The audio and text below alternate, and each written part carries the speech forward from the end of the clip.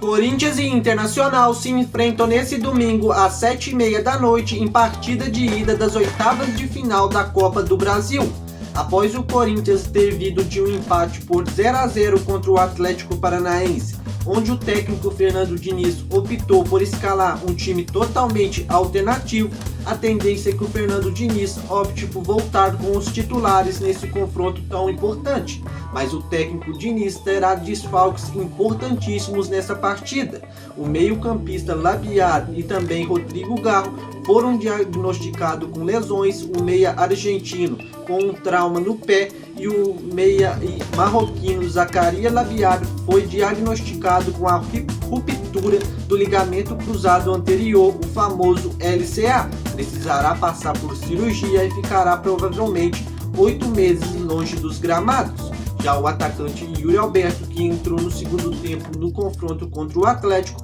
também teve uma lesão contestada no músculo da coxa e também é desfalque certo para esse jogo e para os próximos confrontos. Outros desfalques do Corinthians confirmado é o Memphis Depay, que ainda não está apto para voltar a atuar mesmo após a renovação do contrato. Os atacantes Vitinho e Kaique, ambos com problemas no joelho, o lateral esquerdo Hugo e o zagueiro também João Pedro Choca, a tendência é que não sejam relacionados para essa partida. Confira agora comigo, pessoal, a provável escalação do Corinthians para esse confronto contra o Internacional no jogo de ida da Copa do Brasil.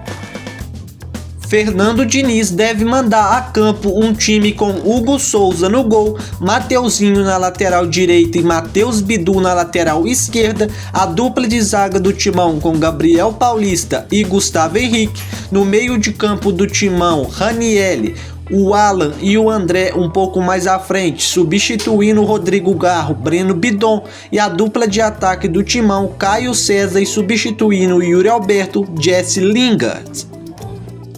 Com as ausências de Yuri Alberto e Zacaria Labiar e Rodrigo Garro muito provável nesse confronto contra o Internacional, restam muitas dúvidas em relação a qual será o time titular do Corinthians para esse confronto contra o Internacional, mas a tendência é que o meio-campista Dieguinho possa ganhar chance, já que é um jogador que é muito utilizado pelo técnico Fernando Diniz, e acredito que o Jesse Lingard também é outro jogador que tem tudo para ser titular no lugar do Yuri Alberto, já que o Lingard no último confronto já foi testado nessa posição de um centroavante, um falso 9 com muita movimentação no ataque. Então a tendência é que ele possa sim ser o substituto do Yuri Alberto, com o Pedro Raul, o camisa 9 de origem, correndo por fora para substituir o artilheiro do Corinthians em 2026, Yuri Alberto. E acredito que também o sistema defensivo não deve ter muitas mudanças, visando que Hugo Souza, Mateuzinho, Gabriel Paulista, Gustavo Henrique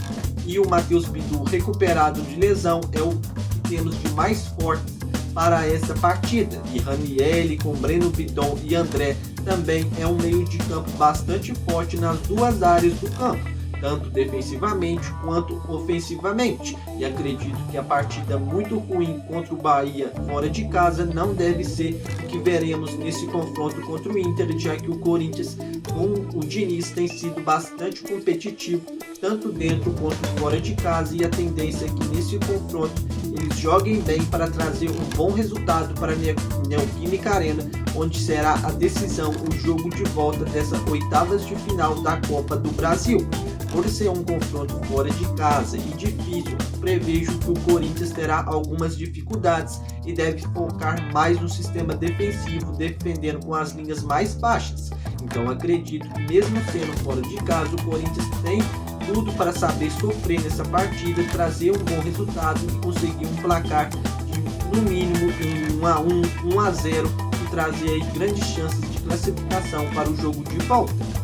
E você, pessoal, qual é o seu palpite para esse primeiro jogo, esse jogo de ida entre Corinthians e Internacional? Deixe o seu placar nos comentários. E gostaria também, pessoal, de pedir a colaboração de vocês, se vocês puderem colaborar com o crescimento do canal, ativando a opção Seja Membro e pagando um valor mensal de cerca de R$4 por mês, ajudará demais no crescimento do canal e com isso trazermos conteúdos cada vez melhores. Também desde já conto com a ajuda de vocês para que se inscrevam no canal e deixem sempre o like nos vídeos. Valeu pessoal e te espero aqui no próximo vídeo.